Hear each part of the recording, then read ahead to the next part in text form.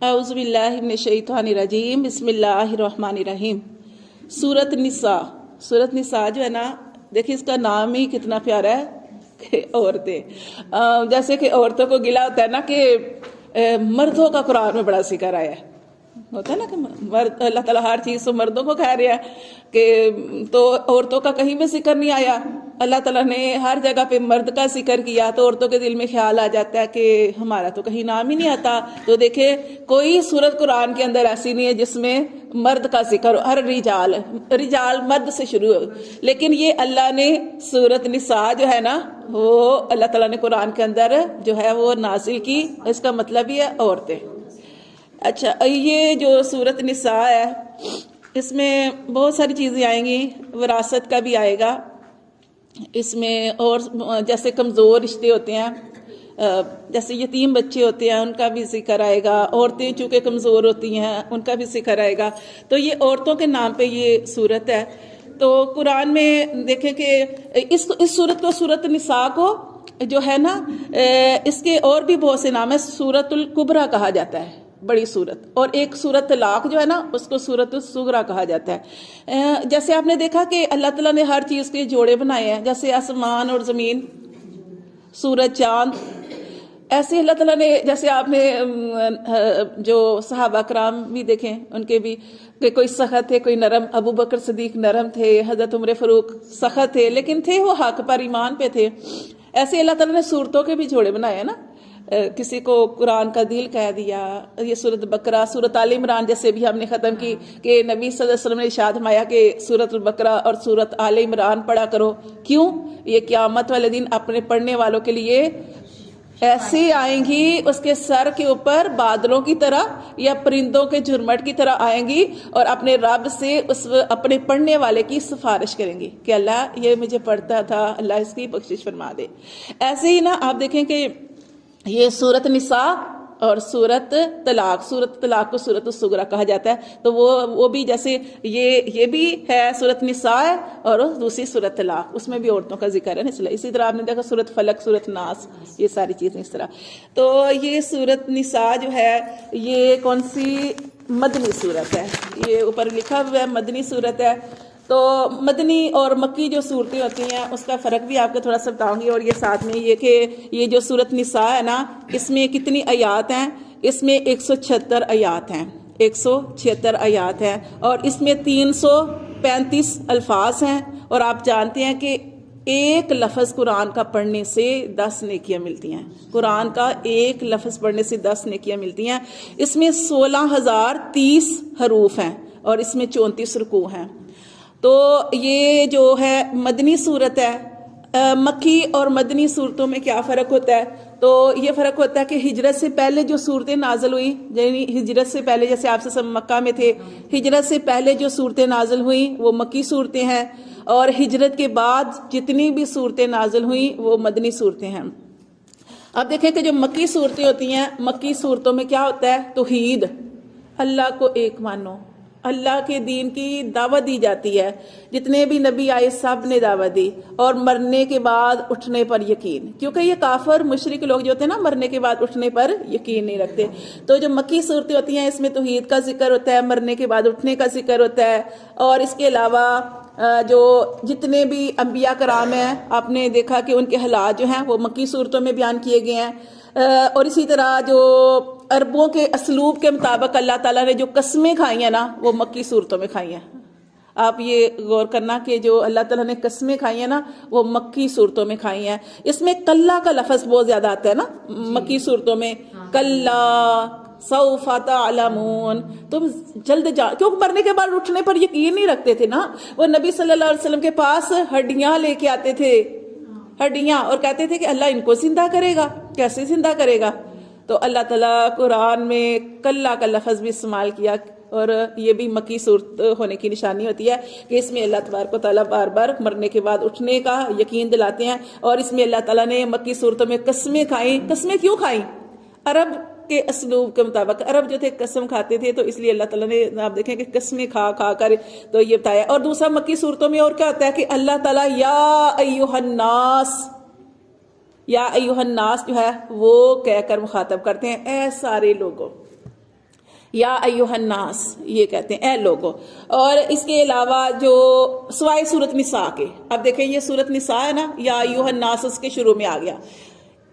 ہر سورت کے اندر، ہر مکی سورت کے اندر اللہ نے یا ایھا الناس کہا، سوائے سورت نساء کے. سورت نساء مدنی سورت ہے، صرف اس کے اندر اللہ نے سورت نساء جو یا ایھا الناس کا لفظ جو ہے وہ استعمال کیا. اور اس کے علاوہ جو مکی صورتیں ہوتی ہیں اس میں اللہ تعالیٰ کا کلام بڑا خوبصورت ہے، آپ پڑھتے ہیں نا تو بہت مزہ آتا ہے. اس میں زوردار تاکید اللہ کی طرف سے آئی ہے، اس میں شرک کا رد ہے، عقیدہ توحید کا بیان ہے، اور مسلمانوں کو صبر اور نرمی کا حکم دیا گیا. کیوں صبر اور نرمی کا حکم دیا گیا؟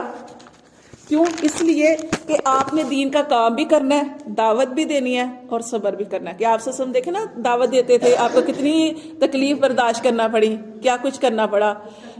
تو صبر. یہ اس کے علاوہ اور کیا ہے کہ یہ جو مدنی صورتیں ہوتی ہیں اس کے بارے میں آپ کو تھوڑا سا بتانا ہے کہ مدنی صورتیں جو ہوتی ہیں نا اس میں اللہ کے احسانات کا ذکر ہوتا ہے. کیونکہ مدنی صورتیں کیا کہ جب آپ سے مکہ سے مدینہ گئے، اسلام بہت زیادہ پھیل گیا آہستہ آہستہ. اللہ تعالیٰ نے سارے، جیسے سورۃ نصر کے اندر بھی اللہ تعالیٰ نے ارشاد فرمایا کہ اللہ کی مدد آ گئی، اللہ کی فتح آ گئی. اے محمد صلی اللہ علیہ وسلم آپ دیکھو گے کہ لوگ جوک در جوک دین کے اندر داخل ہو رہے ہیں.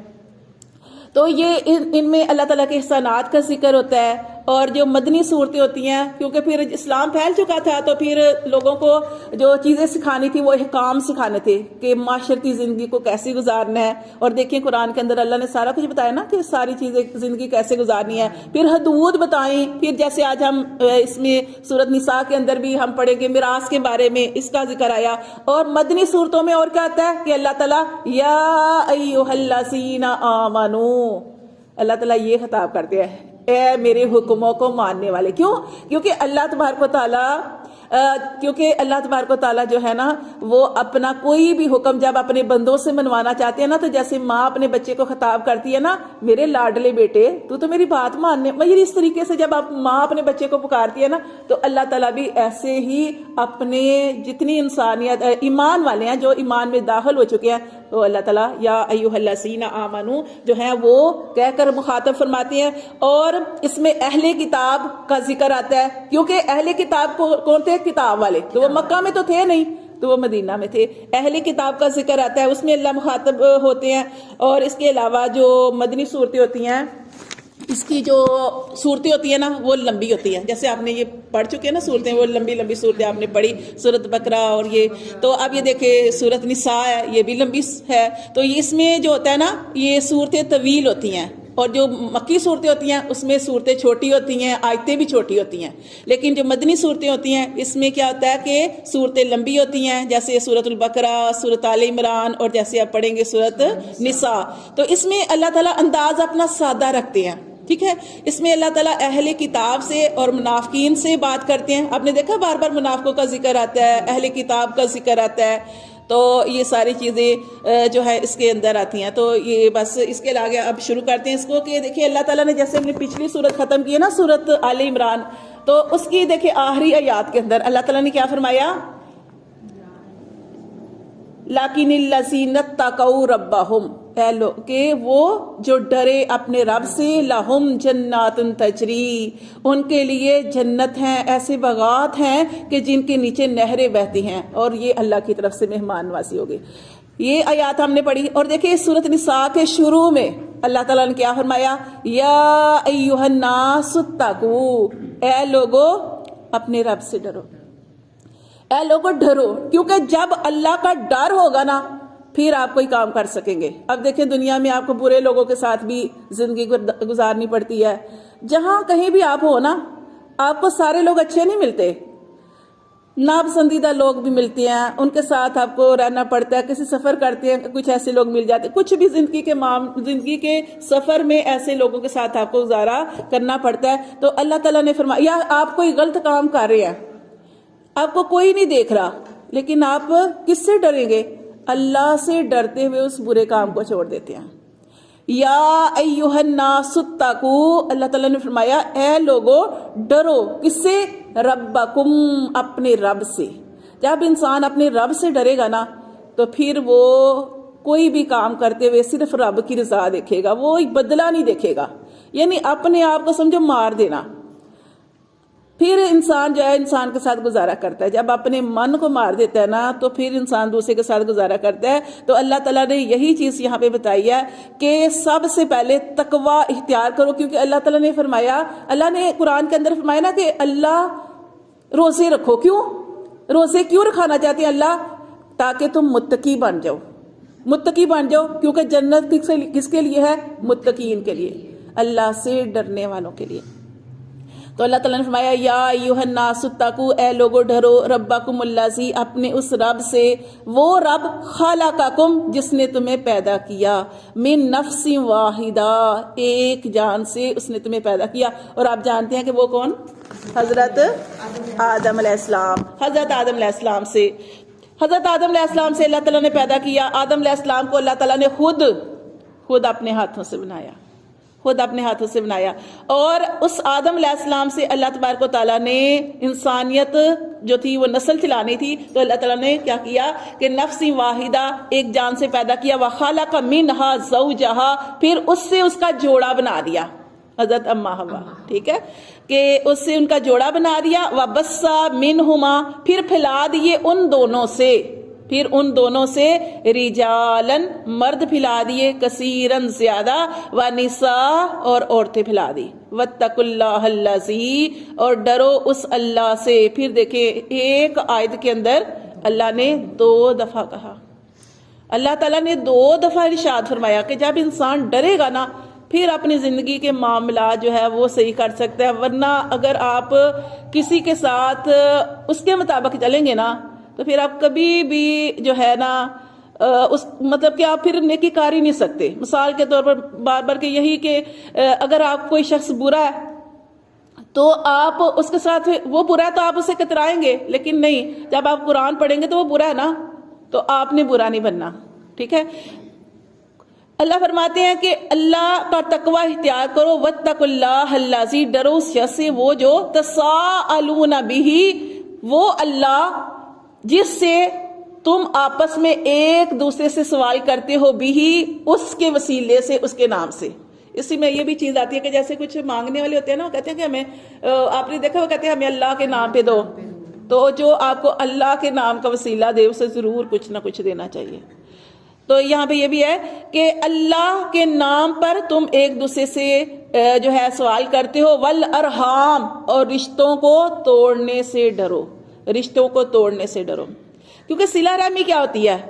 صلہ رحمی یہ نہیں ہوتی کہ جس نے آپ کے ساتھ اچھا کیا آپ اس کے ساتھ اچھے ہیں. صلہ رحمی یہ ہوتی ہے کہ صلہ رحمی یہ ہوتی ہے جو آپ سے توڑے اس سے جوڑو, جو آپ سے کاٹے اس کو ملاؤ. اور نبی صلی اللہ علیہ وسلم نے ارشاد فرمایا کہ صلہ رحمی کرنے کا فائدہ کسے ہوتا ہے؟ بتائیں, صلہ رحمی کرنے کا فائدہ کسے ہے؟ اگر جب آپ کو پتہ ہے اس چیز کا کہ صلہ رحمی کرنے کا فائدہ خود انسان کی اپنی ذات کو ہوتا ہے. اتنی پیاری بات نبی صلی اللہ علیہ وسلم نے ارشاد فرمائی کہ جب انسان صلہ رحمی کرتا ہے تو اس کی عمر میں برکت ہو جاتی ہے, اس کے رزق میں برکت ہو جاتی ہے, اور انسان بری موت نہیں مرتا. تو ہر شخص یہ چاہتا ہے نا کہ اس کا خاتمہ ایمان پہ ہو, اس کے رزق میں برکت پڑ جائے, اس کی عمر لمبی ہو, اللہ تعالیٰ عمل کی بھی اچھے کی توفیق عطا فرمائے. تو یہ صلہ رحمی کرنے سے یہ 3 چیزیں انسان کو ملتی ہیں. اور نبی صلی اللہ علیہ وسلم, قرآن میں بھی ہے اور حدیث میں ملتا ہے کہ رحم کا لفظ کس سے نکلا ہے؟ رحمان سے. رحم کا لفظ رحمان سے نکلا ہے.